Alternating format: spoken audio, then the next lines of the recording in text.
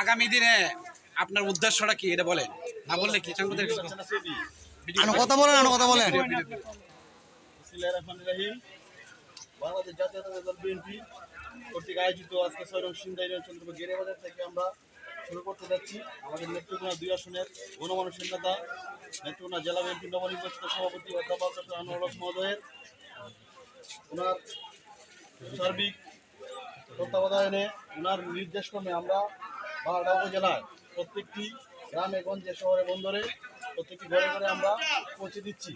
আগামীতে বিএনপি সরকার ক্ষমতা আসলে আমাদের অধ্যাপক আনোয়ার হক মহোদয় যদি এমপি হন, আমাদের যে 31 দফা কাঠামো আমরা ঘরে ঘরে পৌঁছে দিচ্ছি।